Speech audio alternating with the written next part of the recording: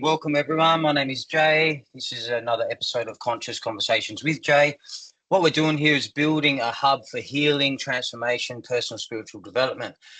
And one of the ways in which I'm doing that is talking to people from all walks of life and professions who I feel have great insight and wisdom to share with you, to help you with your healing, to help you with your life, to find more fulfillment, to find inner peace, and also to let you guys out there know that you're not alone. All of us go through great challenge and adversity. Today, I'm with Mr. Rob Shaker, which I'm really, really grateful to have on board. Rob is a music producer and the founder of Shakedown Studios, which is a Perth-based studio. And he's been producing for over 20 years. He quit working for the man, as he said, in 2011, has been full-time as a musician and producer since then. He's toured with Draft, played at the ARIAs. He's contributed to a couple of platinum projects and worked with some of the biggest hip hop artists in Australia. And I know Rob from, it was bloody 6 years ago. We caught up, I don't know, like a month ago. I'm like, hey, man, it's been a couple of years. He's like, dude, it was just after COVID. I'm like, what? It was actually 6 years ago. Crazy. Yeah. And so Rob's helped me with a couple of projects, and that's how I've met him. And what I've noticed is in those sessions is for someone that's had no therapeutic training or transpersonal training, Rob actually just really naturally embodies a lot of those skills, holds a really safe space, and he shared some things in the studio with me that just really resonated with me with regards to ethics, philosophy, psychology, being a parent, things that are important to him as a parent. And a lot of that just really resonated with me. And I'm fascinated about producing and that role and the experience. And you've been doing it for so long, mate. You've stood the test of time. You've been doing it for 20 years. So you must be doing something right. And so I'm really just curious to know a bit more about what makes you tick. So officially, welcome to the show, mate. Thanks for having me, mate. It's a pleasure to be on and to chat about things that I hold close to my heart, in terms of healing and helping people through their trauma, particularly with music. Hopefully I can shed some light on how that works. Yeah, absolutely. And I just want to dive straight into that, mate, because that's what's so interesting to me, because you share this space and you work with people from all walks of life. Now, Shakedown's, its foundation is in hip hop, but you love all music and you produce, all genres of music. But you would be working with people from all walks of life. People that have lived a life of crime, I'm sure born again Christians, straight edge people that really want to make it in the music industry as pop artists, and music can be such a healing journey for the artist, but of course, obviously the listeners as well. So I'm just fascinated, mate. I'm just going to hand it over to you. Tell me about your experience with that, with working with such a vast range of people and artists. Yeah, I mean, I guess like over the years, seeing mainly in hip hop, seeing multiple generations of hip hop coming through, I would recognize the same forms of, like, the same types of people, similar backgrounds, often lower socioeconomic, might come from certain areas in Perth that, maybe like, a little bit, you could say similar demographics with all of them, Some of them have got a healing journey in front of them, a lot of trauma, but definitely a cycle that I saw, whether or not some of these guys that still come to the studio now that I would consider to be, at the end of their healing journey or past the main part of their healing. I've seen some of these guys at, 10, 15 years and they're in their 30s and 40s. And then I see kids coming through and they're at the start and they're just really still going through the confusion of what's happening to them. And the way that they need to get their message out is, for me, I just need to facilitate that the best I can, right? And so a lot of the time they have their issues with confidence. They're scared to show another human being what they've experienced, and also do it in a creative way where they have to sing and all that. So my job's always been to get the best out of them. As a result, you tend to become a little bit of a therapist. I'm trying to get their confidence up, I'm trying to understand more about what their trauma is, where it comes from, and you know, in order to get the emotion right in the song that they're trying to record, I find out a lot of information about things, and then often within the first few sessions of people's, songs that they're bringing to me, I tend to become like, kind of like a mentor or a therapist. Not by me trying, it just happens. Yeah, yeah, Often yeah. people come into the studio and the first song that they want to do is uh, really focusing on something that in particular has become big trauma for them in their life. And Mhm. sometimes people only ever want to record this one song. It's about closure for them. It's about moving on and properly processing the thing that's happened to them. And that becomes a masterpiece. You can tell how Yeah, they put this thing on a pedestal, and we'd be working months on one song. Some of these songs are like, they're like November Rain length, like yeah, 11 minutes yeah. long, and everything has Yeah, to be perfect.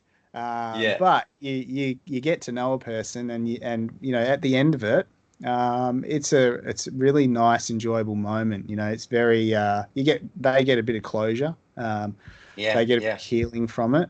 Mm. Yeah, it's just great to see them sort of evolving as humans. And then you fast forward, sometimes years later, these people keep coming back because they just really got obsessed with the process of making music. They love it. And you see them moving on as humans, and now they're settled down maybe with a family, or they got a great job, and they're, Nice. that for me is I hold very close to my heart, more so than the accolades and the platinum plaques and all that. I think just seeing humans evolve and become, overcome some trauma and just move on. Nice, mate. What a gift to be able to facilitate that for Yeah, someone. absolutely. Yeah, best job in the world for sure. I mean, it's like any job. Sometimes it's difficult, but very rewarding for sure. What's the flavor of you said trauma a few times. What's the, I guess, common flavor of trauma or struggles that people come in with? Yeah, I would say a huge one is abandonment issues, brought up by lots of different things. Very common for broken homes, and their early childhood has caused that separation anxiety and that fear of people leaving them. A lot of people then sort of, you can see how that affects them, the way that they've developed a coping mechanism. Hmm. Um, and in the moment when they're put on the spot in the booth there and they have to perform, and you can see that their heart rate is elevated, and maybe their fight or flight or Mm, flee or response, or mm, fawn, I think the other one is, when that kicks in, you see their coping mechanisms come out. And yeah, uh, it's my job to understand what they're experiencing and how to properly help them get through that so that they can actually, get the song done. And sometimes we have limited amount of time to get this done, and that can be quite a big process to get through, just that response. So yeah, yeah. I would say the common one is definitely early childhood stuff. I do experience quite a lot of people out of in and out of prison. One of Yep. my close Yep. mates, Optimus, from Downside, the general of the Syllabolics crew, he works in prisons facilitating, rehabilitating people who have, maybe had years of um, a bad history of, criminal history, Yep. basically, or sometimes just Yep. unlucky. But whatever's happened, the system has not been in their favor, and it basically just, there's a cycle. Yeah. Uh, Yeah. and so they end up in prison, and he goes in there and helps them by sort of showing them hip hop and helping them focus on the good things in their life and develop skills of things that they can help, uh, not focus on the bad things. And then when they get out, Yeah. often he's like, go see Shaker. A lot of these guys just out of the blue rock up on my door as well because Yeah, he'll be right. Go see Shaker. Yeah. yeah, knock on my. Studio's down the back. That's right. And my wife's like, can I help you? Yeah. Face But tattoos and things. yeah, and the the system here is that you get invited. So you show interest in the studio, I invite you because it's behind my house. It's a residential area. But at one point in time when Sam was working here, there was my address was put on the internet because of the booking system. You had to put an address. So people were just rocking up, and there was multiple people, and I was like, how do you know where I live? And they're like, oh, I got out of jail and I just looked your address up. Oh, man. Mate. But nonetheless, I generally do a little bit of, try and do a bit of background check if I can, just a bit of, common sense stuff. And then, often these guys come in and I can tell a bunch of them have, serious trauma in their past, all kinds of things, some of it very violent. Often, often like pretty horrendous stuff, like one of my closest mates in hip hop, who I won't, it's like almost like patient confidentiality, but of course, experienced, is watching his father commit suicide, and then a string of bad relationships that his mum had from young childhood, and his trauma response, his coping mechanism is definitely fight. As soon as that fight or flight kicks in. And so he's gone through his life always attacking, and it's exhausting for him, And I've always kind of thought of myself as a big brother to this guy. And through years of being in the studio making hundreds of songs, we've kind of, understood each other a lot more. And I think he's actually helped me as a human as much as I'm hoping I've helped him. That journey of helping people through their trauma was probably mainly as a result of this guy, because we kind of helped each other a lot, and he taught me a lot about myself by understanding him, if that makes sense. Yeah, absolutely. And that's lovely to hear. And I'm not surprised, mate, because music has been helping people forever and a day open up and to heal and to get in touch and connect. So it's just, I'm not surprised that, when people are in the studio, because when they're in that creative space, it's like they're out of the way more. Yes, yeah. They're out of the way more, and it's often this vulnerable space. So it's like you can't hide. It's such deep expression, and so it's like you can't hide what's there. And especially if they've written tracks that are about their journey and through all that. So I just find it a wonderful thing, and that's a huge reason why I felt to get you on the show, mate, is because that's quite a responsibility. And it's like, it's quite a responsibility to be there. And it takes a certain type of person to not be just like, come on, man, fucking, we've got 3 hours, let's go, harden up, all that stuff, or whatever. You know what I mean? It's like, I sense you to be really compassionate and understanding, and you must have a way to help these people and you care. It seems like you care a lot, mate, about wanting to do the best for them, to really produce that piece of music that maybe they can't even articulate yet or really sense, but it's like 100%. Working with you and co-creating with you, you really do, I think facilitate's a great word for it, to really get that to the ground. And what a gift. Yeah, definitely. I mean, it comes from wanting to do a good job first and foremost. Like, I want to convey their message as they imagine it, and I want them to leave the studio thinking that's better than I imagined. And in order to do that, I need to get them to be able to perform it well. So being able to sort of understand their emotion and stuff is probably originally was second to me wanting to do a good job, and knowing that if I want other work, it's word of mouth. So them having a good experience and them telling everyone else. But then you just show genuine interest, because this person's just like, told you all this stuff that you're like, man, that's really full on. I feel bad for you, man. And, because of that, I generally will go over and above, so like not sending an invoice to someone, but because I genuinely care about their journey and want them to go further. And a lot of it is I want them to go further in music, but I just want them to kick goals. I want us all to kick goals. So, I think everyone probably is like that, but most of the time people are a little bit more, focused on. I know with a lot of producers, I have a lot of people coming in here who've been to other studios. They're a little bit too focused on the work has to be done right now because of the 3-hour session you booked.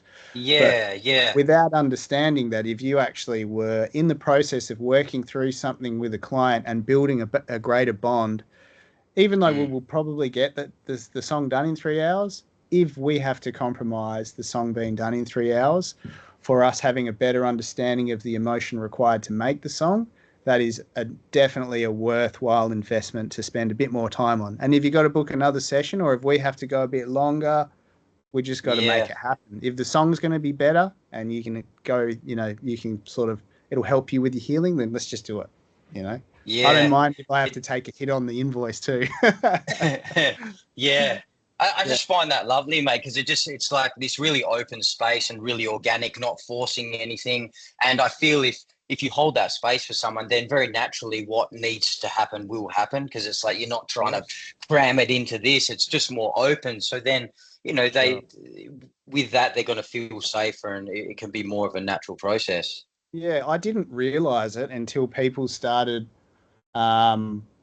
just saying, "Hey, mate, do you have like do you mind if we just go a bit later? Because I just wanted to have a chat with you about something, and I don't mind paying for it."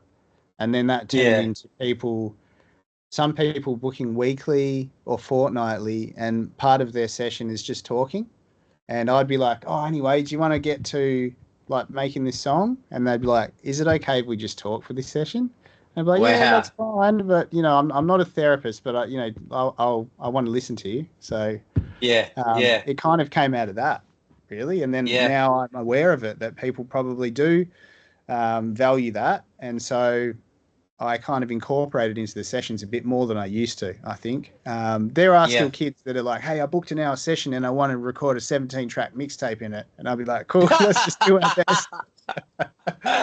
Let's go. But you read the situation and you just see what's required. Yeah, sure. So what do you feel has been your biggest challenge, mate? I said at the intro, you've been producing for over 20 years, but full-time. Well, Shakedown opened in 2013. What do you feel has been your biggest challenge since working for yourself and having the studio, both personally and professionally, mate? That's a tough one. So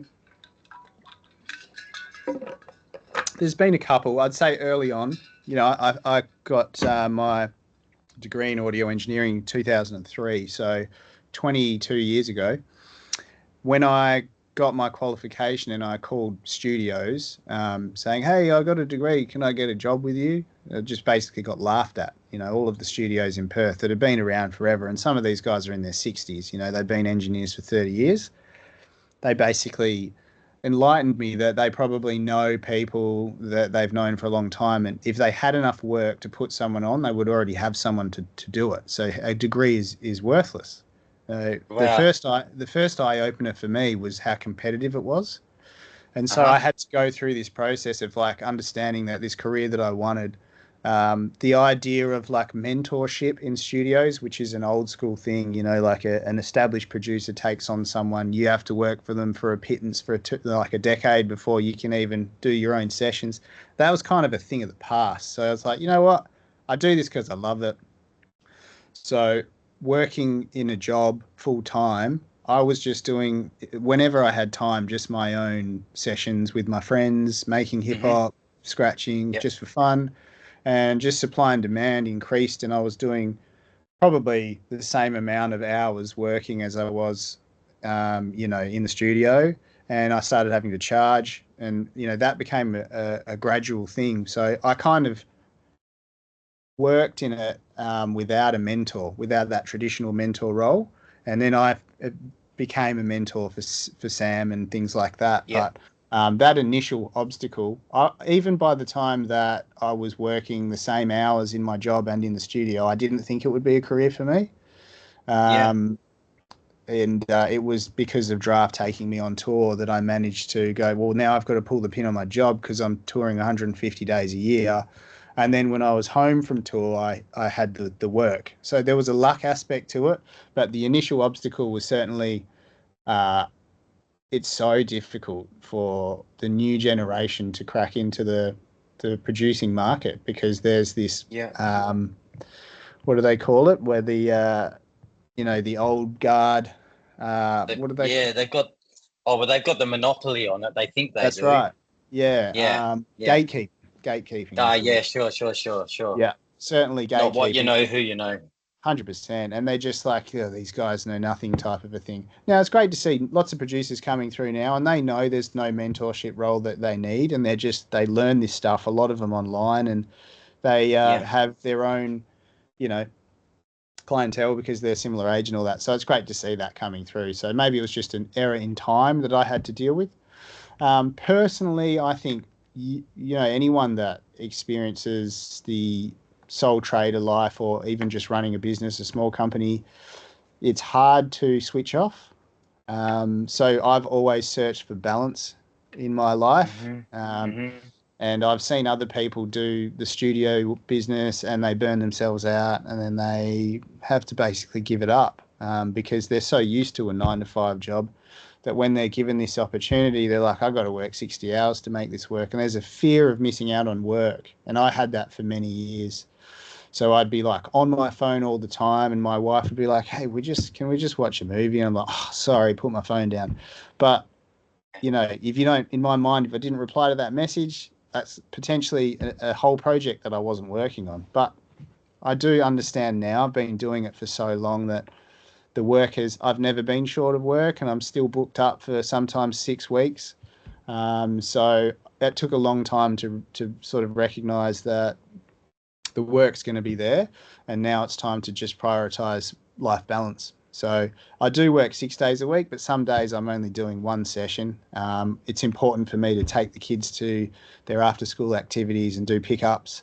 It's important to spend time, with family, catch up with mates. So that's been something that I feel like I still haven't got perfect. And sometimes you need money, so you work hard. Sometimes you need a break, so you just got to read it, basically when you need to sign off and just have a rest. Yeah, that balance is such a key. And I was going to ask you, what does that look like? Sounds like family is a big part of that. Definitely, yeah. The things always in the forefront of my mind, work, of course, fitness, health, and family. It's got to be. Yeah. I got a 10-year-old and a 6-year-old, and very soon they become young adults. I'm sure you know, and you kind of like, where did the time go? So I don't want to miss. I don't want to blink and miss it. Yeah.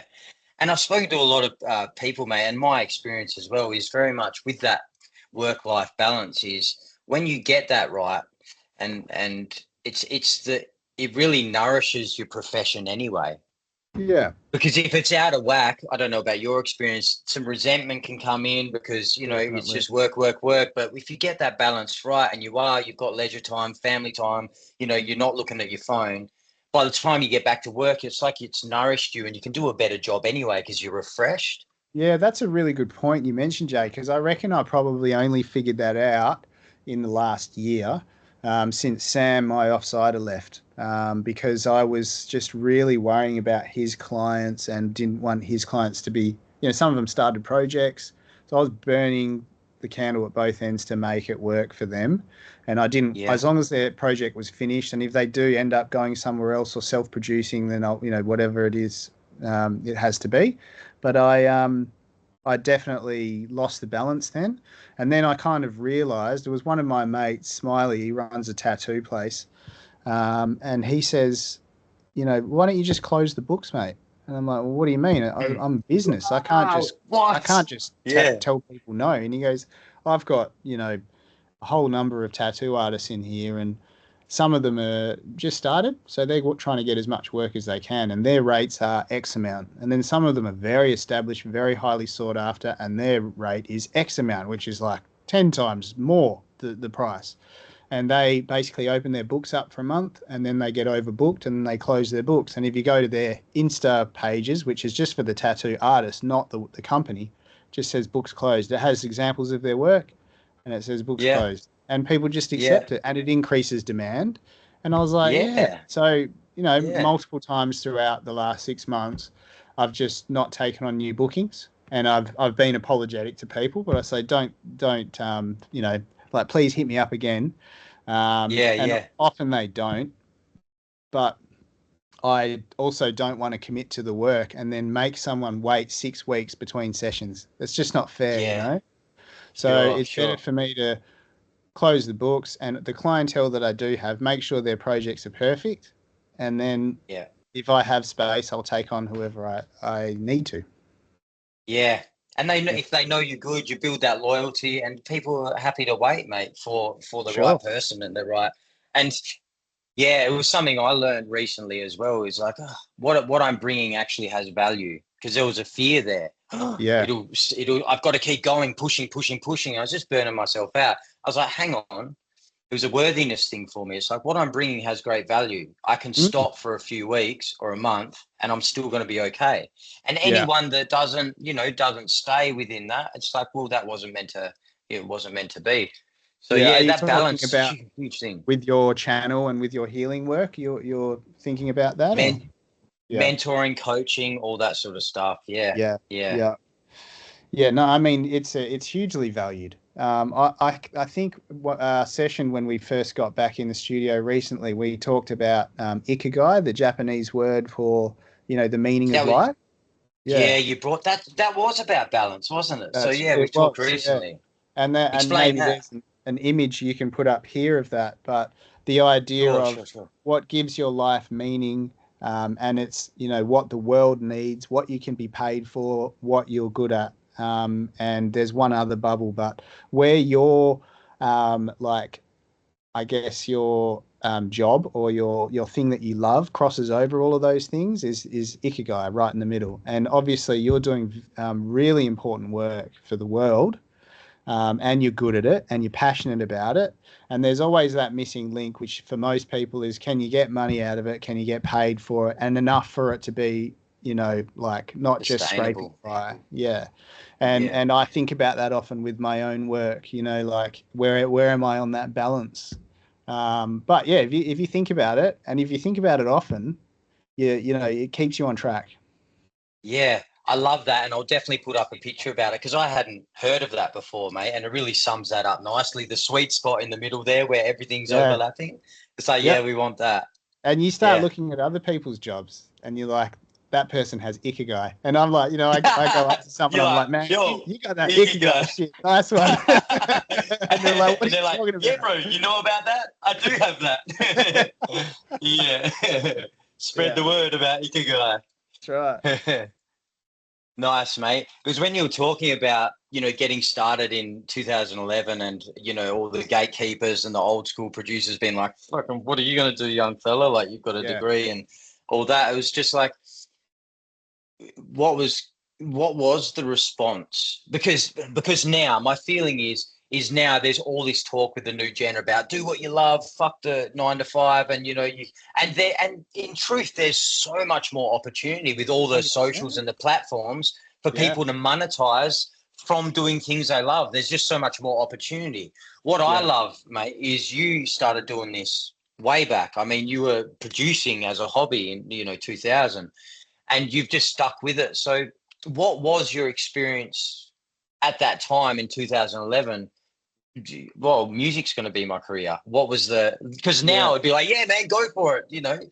Even when people probably shouldn't be doing it, or they something better at something else. What was your experience back then? I think it's a personality type for me. I've always been a little stubborn and a little bit slow to learn. So anything that I do, I have to put a lot of time and energy into. And then when I learn to do that well, it's basically locked me in, because I know I've done it for so long that I'm good at it now. And for me to just stop doing it and learn something else is going to take a really long time, a lot of energy to do, right?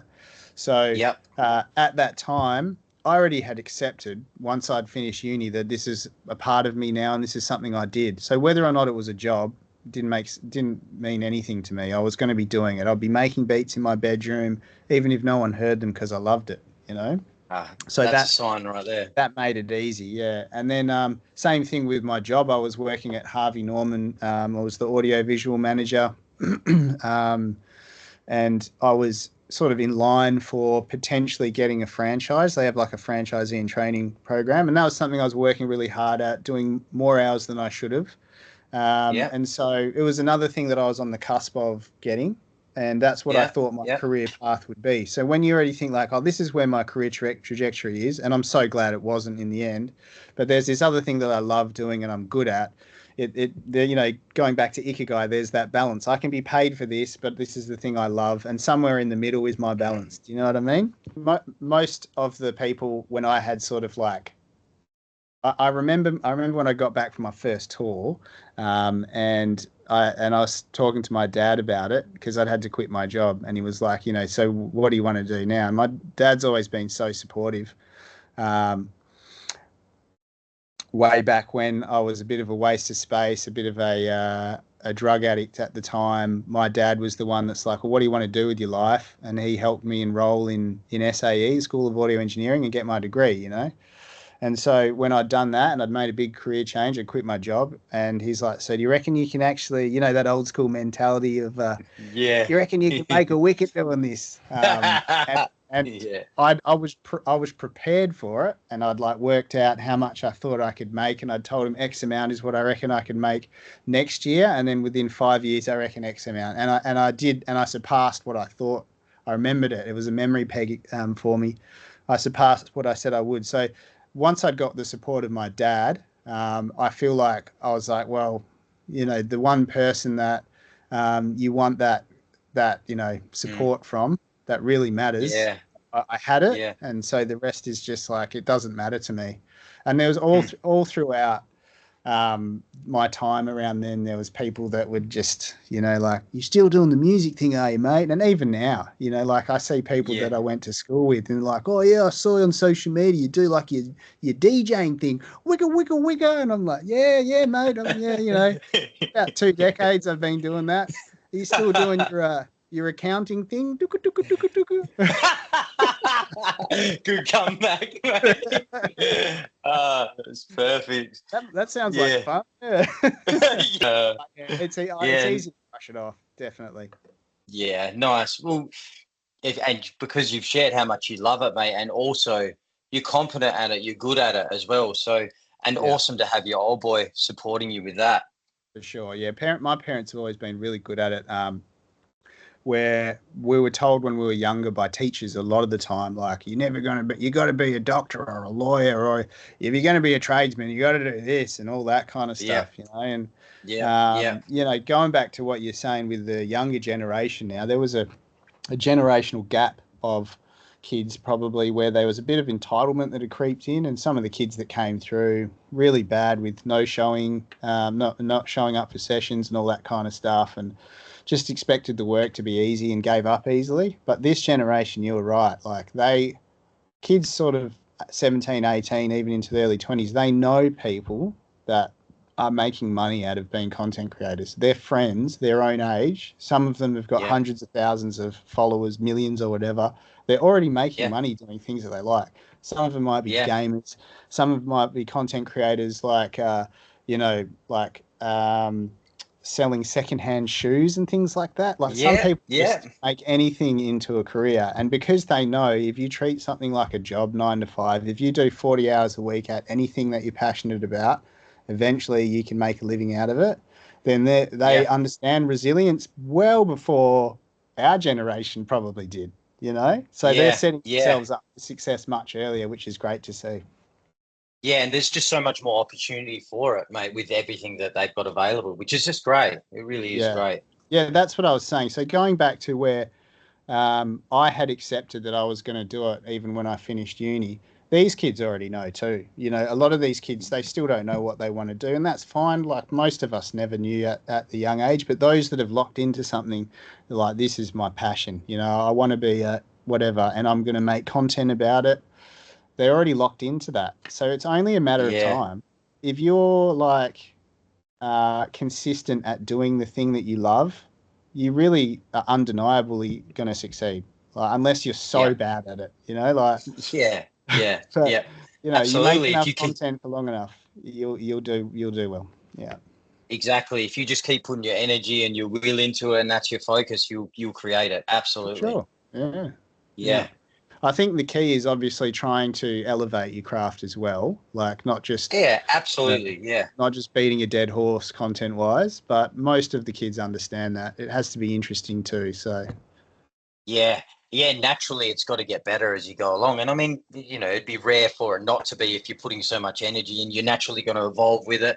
Video is going to get better. Whatever you're doing, you're going to get better at it. That's Absolutely. right. Yeah.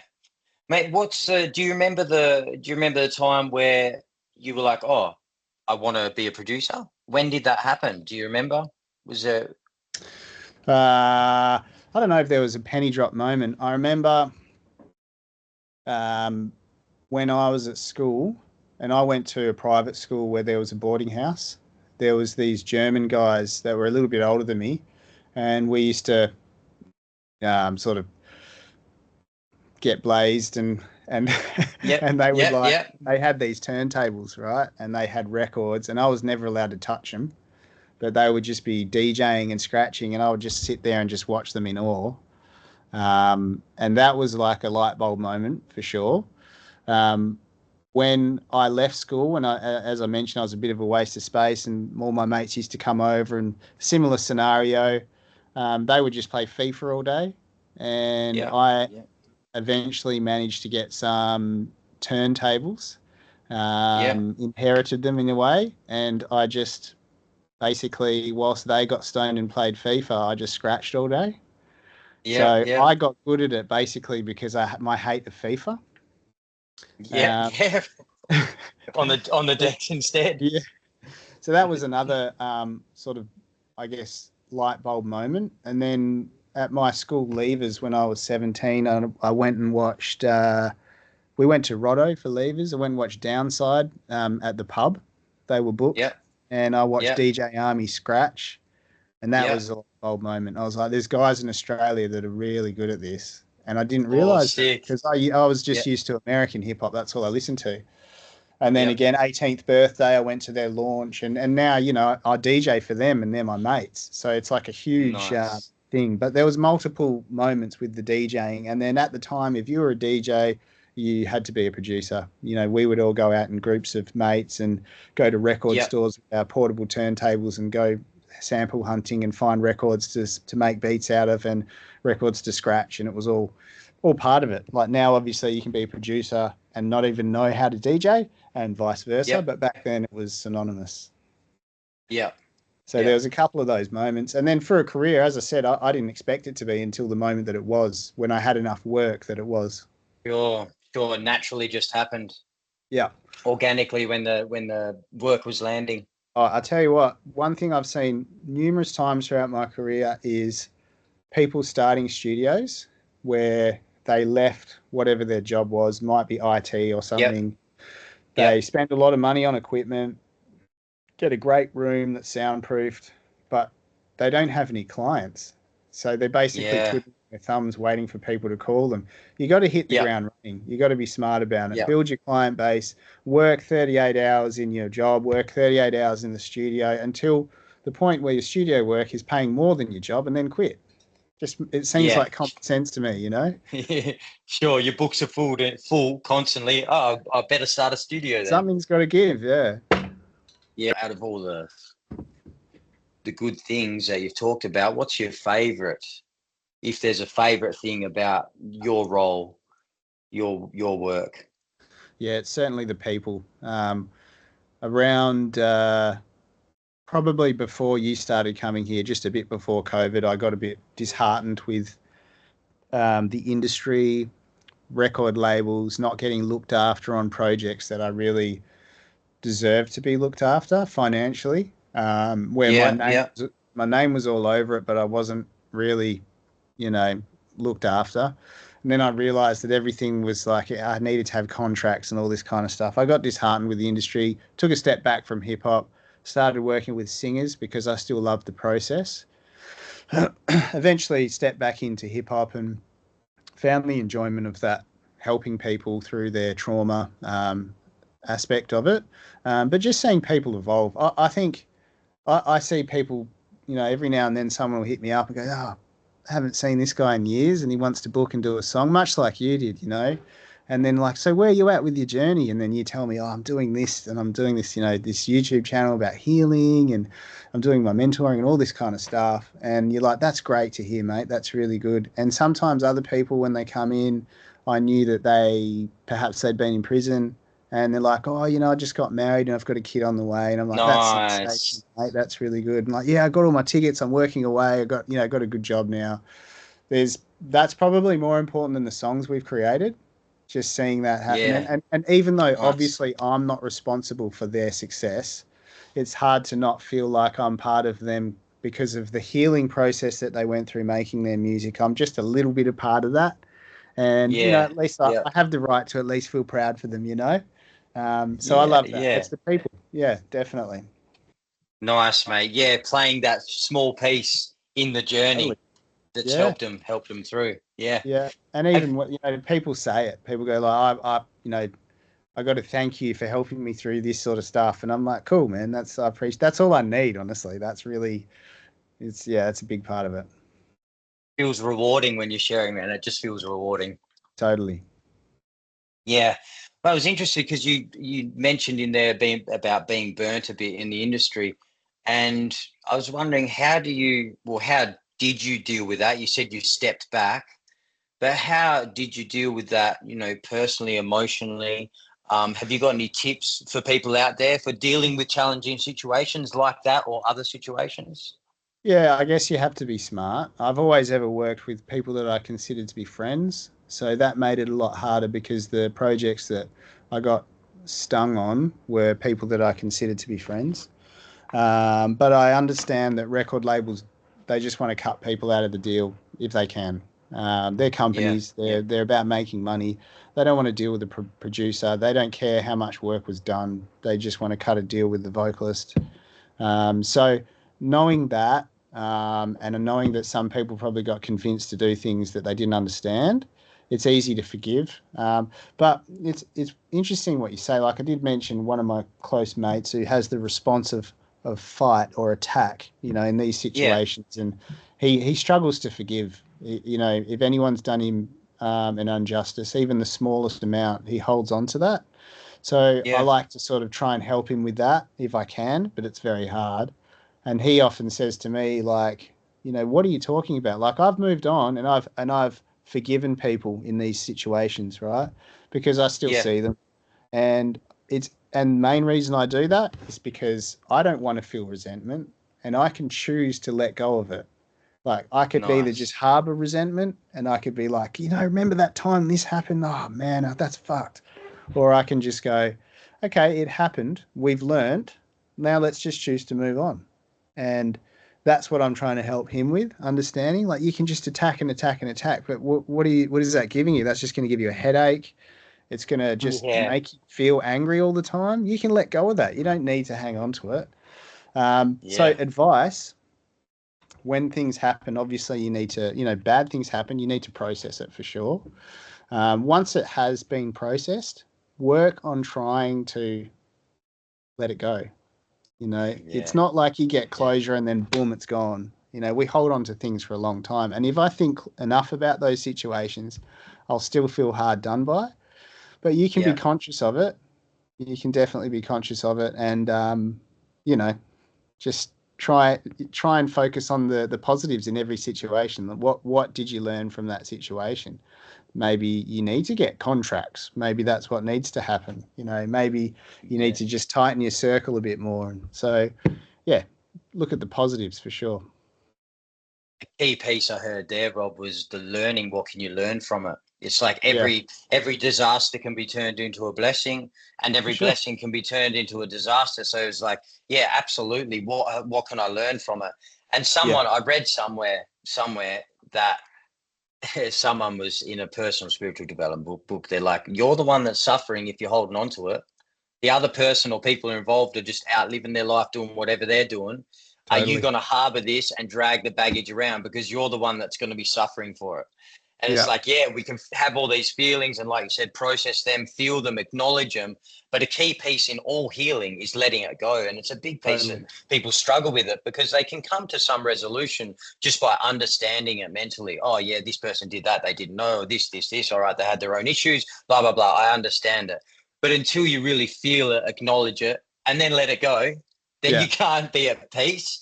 So it's, you know, it's a huge piece, man. It's difficult for, it's difficult for us all, and depending on the severity of what happened, but I look at my kids, and one of my kids might accidentally hit the other one in the head, and then they cry, and then this one says sorry and they're genuine, but the other one's still upset, and they're like, but I said sorry, and he's like, yeah, but I'm still upset. Just because they understand it was an accident and you said sorry doesn't mean they have to let go of it. But soon enough, they'll go and stumble off and have fun and then forget about it. But our journey is on that a massive scale often, time does heal it, but there is a choice you have to make too. You can't just expect that time to just and I'm guilty of hanging on to grievances for longer than I should have. And that's probably part of the learning process that I have taken into this situation, and tried to really focus on just going, okay, it's happened. Let's just move on. Yeah, too true, mate. That letting go, honestly, such a big piece to actually genuinely harmonize and resolve something. Yeah. Yeah, nice one. Have you got anything to share with anyone out there who's thinking about moving into the music industry, producing, artists, anything like that? The advice I gave on hitting the ground running with clients is key. Yeah. But also, I think with taking that leap in studying audio engineering, and I did a lot of guest lectures at SAE a couple of years back. Some of them were great lectures, 3 or 4 hours long, just me fucking baffling on about God knows what. But common theme is that these people often didn't know what they wanted to do, and they loved music. So they went and studied this thing. They spent like $30K to do it, not understanding if they wanted to make a career out of it, just knowing that they wanted to further their knowledge. And I know from looking back at my notes of when I studied at SAE, all of the stuff that I studied was so irrelevant by the time I went back to do a guest lecture. Like, I learned how to cut tape, analog tape, and I learned a 1979 Jade console and a Yamaha 01 V96, which are all just completely redundant technologies now. I think I learned most of the stuff that I actually studied in books, and this is pre-YouTube, right? This is 2003. So now you've got this unlimited resource of YouTube, and there's a lot of crap on it that you have to sift through, but there's a lot of good stuff too. So if you take the time and maybe find a mentor that's not a mentor like you come and sit in the studio with me, I'll show you how to make a beat, but someone that you can bounce questions off, even if it's online, or even if you have to pay them an hour just to sort of ask questions. Do the bulk of your learning online, and then find that mentor who you can bounce questions off, and you will go further than getting a degree, I can guarantee you. Because there's a lot of theory stuff which is really, it's important to learn, but there's so much importance placed on it that a lot of it's irrelevant. Like understanding acoustics, unless you're going to build a studio, you probably don't need that much knowledge on it. And it's a big unit in degrees. So I would say don't throw yourself into a degree unless you're really, really sure that it's going to help you. If you don't know what you want, but you like music, just find someone in the industry like myself who can give you the information, maybe direct you to some YouTube things to start looking into it. And then if that stage you really want to take it further, then go for it and pay 30 grand. But you could probably get a degree's amount of knowledge for free or for very little. So that's the first thing. And then build a client base, start doing work for people for free. If you're trying to work as a producer, audio engineer in a studio, just do heaps of stuff for free. Find bands you like, offer them free recording, offer them free front of house engineering for their gigs. Attach their success to your success and vice versa. And then before you know it, people will be like, oh, man, you produced for that band or for that rapper. Hey, I'm working on something. How much do you charge? And then all of a sudden, this feels like common sense to me, that all of a sudden you're a professional.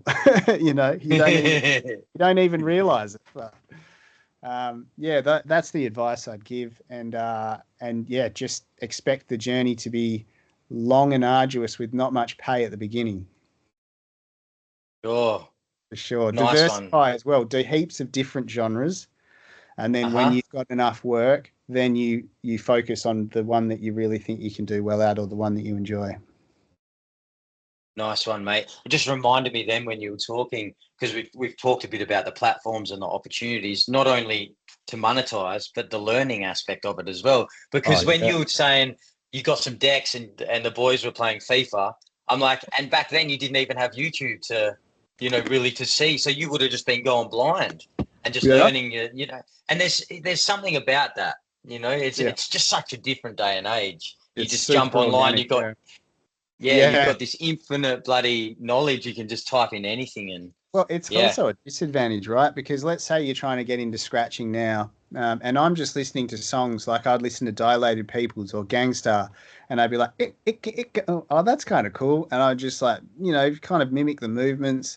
There was like a documentary called Scratch that I could watch for the guys that were elite, understanding that is so unrealistic for me to get to. But if you went onto YouTube now and you were like, YouTube tutorial on how to scratch, it would do your head in and you would give up straight away because you're like, oh, God. You know, like, what do I choose? Yeah, it's exactly. too much. And, you know, obviously I was probably in the right frame of mind because I was like a little bit high. And then I managed to sort of hyper focus and just do it from enjoyment. So I feel like if I'd went and picked up the YouTube tutorial, I wouldn't have stuck to it. It was the right thing, just the right sort of environment, right variables for me to learn it. That makes sense. And you've mentioned being a bit of a waste of space and blazing up a bit, mate.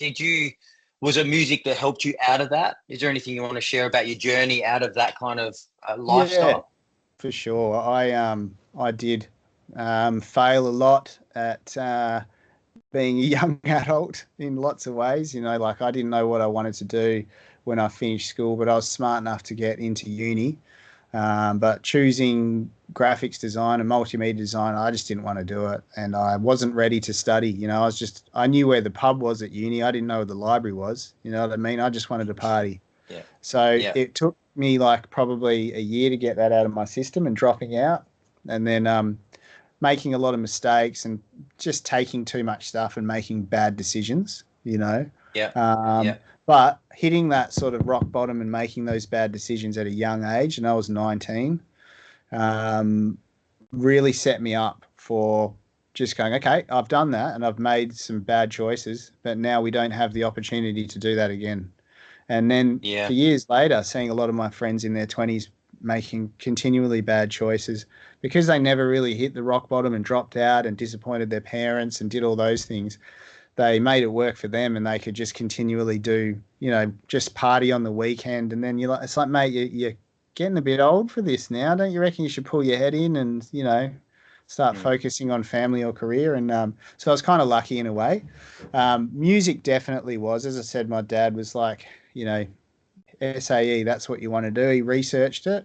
But I'd learned most of it before I did it, but it locked me into knowing that that's what I wanted to do. And it was only like $7,000 a year back then compared to, you know, 4 times that now.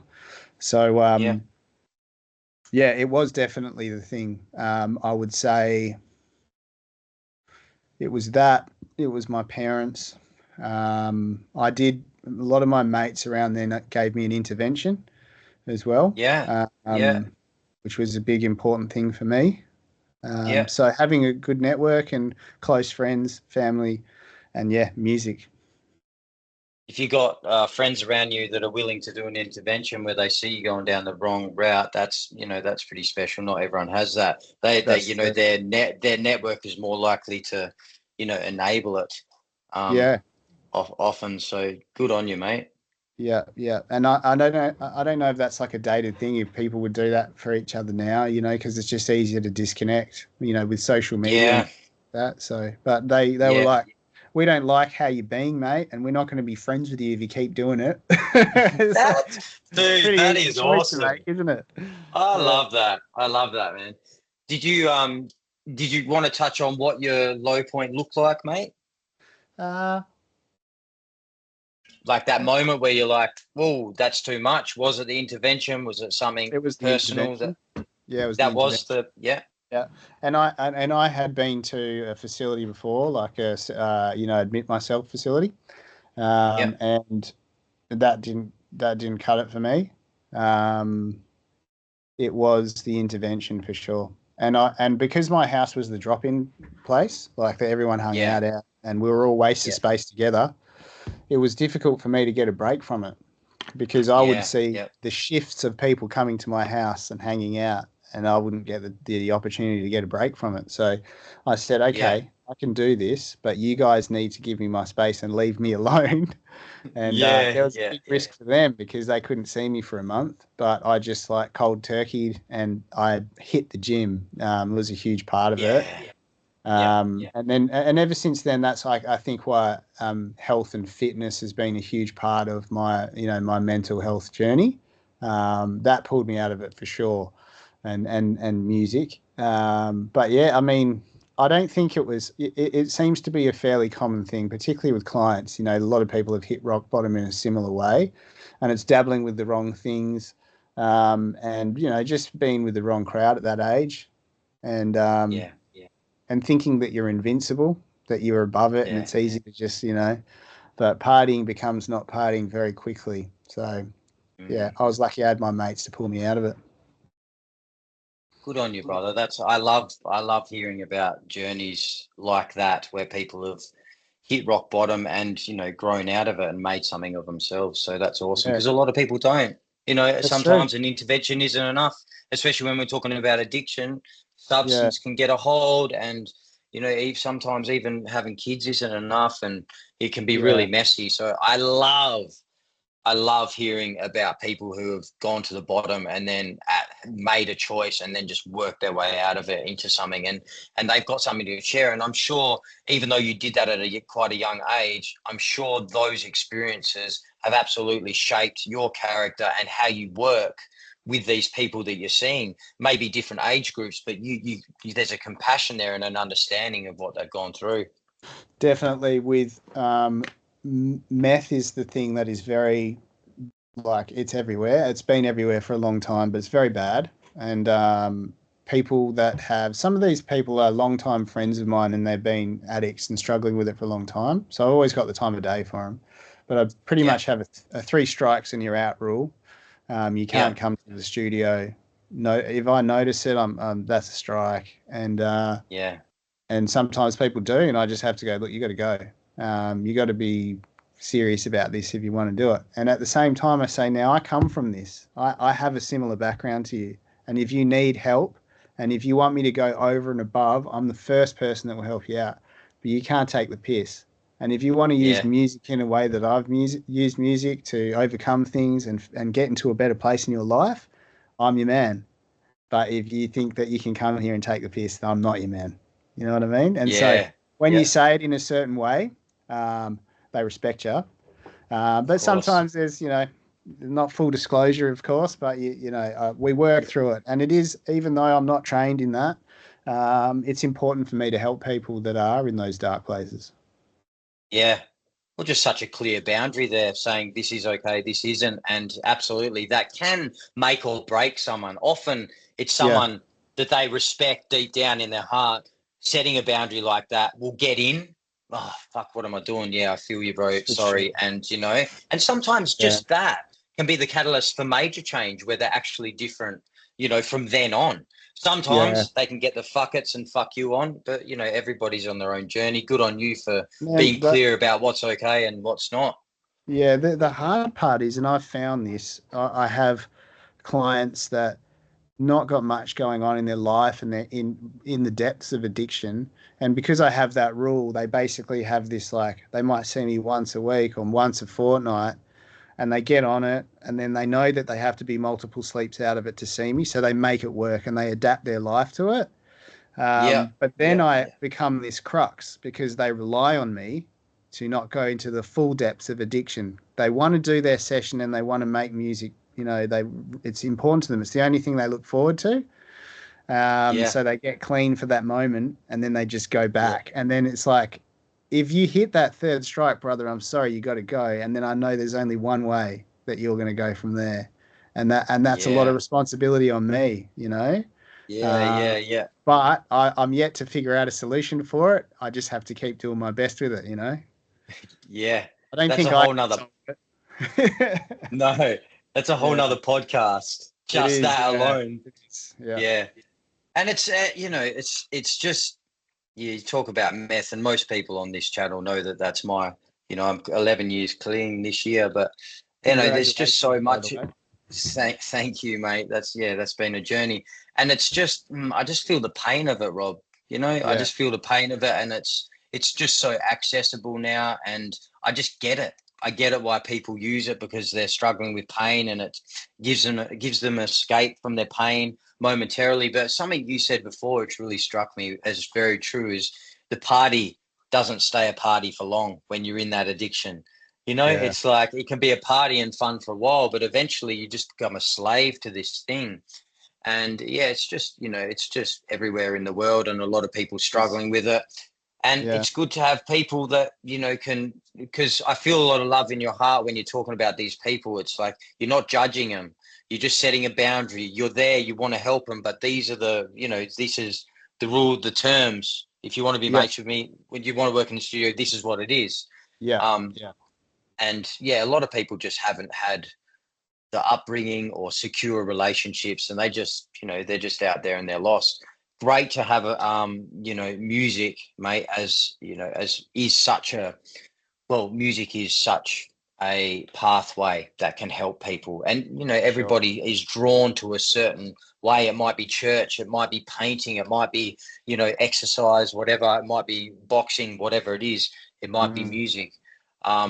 But yeah, there is so many avenues for you out there. If you're struggling with addiction, just want to put that up as well. If you're battling with addiction, Yeah. you're not alone with that. And there's a lot of good-hearted people out there that can help you out of that. And you are worth something better. And life beyond addiction there's no words for it. It's like it's hard to explain until you walk that journey, because the people that have come through addiction genuinely into long-term recovery, there's something about them to go through that and to actually break that addiction. There's just something about their character Yeah. that people that haven't gone through that journey don't have on board. Not better or worse, but it adds this substance to, well, better word maybe. It Yeah. adds a depth to someone's character who's been through dark adversity and come through it. Oh, I think going through addiction, it teaches you something about yourself that's beyond resilience. It's not just like, yeah, if Mm. you want to do well, you got to try hard. It's like, Yeah. yeah, it's like getting through rock bottom. If you're a person that has done that yourself, what you then understand about other people is significantly different, and you understand the human mind in a different way. Like depth of personality is a good way to say it. It's very difficult to understand, though, isn't it? Um, Yeah. but look at just the way that you've overcome it 11 years ago, and look at what you're doing now. Like this is not something anyone asked you to do. You're trying your best to facilitate and help people and heal, and that's just something that you would have even probably not even thought about if you hadn't gone through the things that you had. So you're now out here making the world a better place because of the very unfortunate things that you went through and have overcome. So, Yeah. the depth of your personality is testament to that. Thanks, mate. Yeah, appreciate it. And we need people out there that do understand it, that have come through it and can Yeah. turn back and, help people out of the mud. So there's about 8 podcasts just in that topic, my friend. But we'll move on from that. I just want Yeah. to, we're nearly wrapping up, mate. So I want to ask you Good. if you, what to you sum up what the purpose of life is? Uh, Just a light one, yeah, light just a light question. one. I'd say balance. I'd say choosing what the Yeah. balance is for you, understanding what you need to be happy. Um, some people need, um, they search for a soulmate. Some people need to be a mum.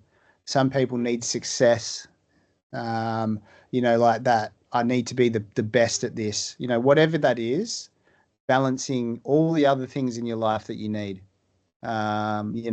If you're a champion at something, athlete, you need love too. So balance that out.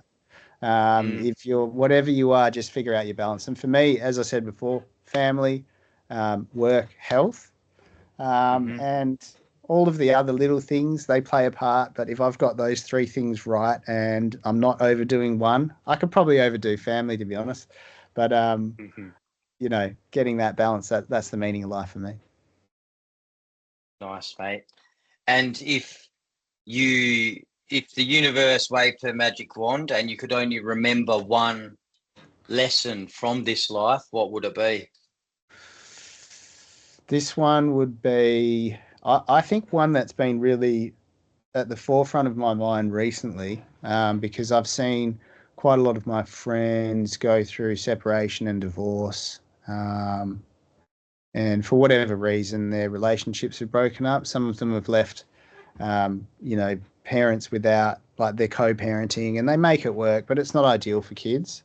I would say choose your life partner based on the right reasons. Your life partner is probably going to give you most of your happiness and sadness in your life. Like, I remember a quote about it, like 80 or 90% of your happiness and sadness comes from your life partner. So choosing your life partner based on, like, who they are in the status, or if they have lots of money, or if they're just like really handsome, or whatever it is, that doesn't make sense to me. You have to have that, like, ultimate connection with someone and just love them for who they are, and you'll be a happy person if you do. So choosing your partner based on the right reasons. Nice one, mate. Nice one. And I've been absolutely very fortunate that I've sort of just nailed that randomly. You got lucky with that one, hey? I got lucky. Yeah, I got lucky. Nice, mate. So I ask these questions to most people on the show. One here is, if you could say something to every person on the planet and they would deeply hear it, what would you say to them?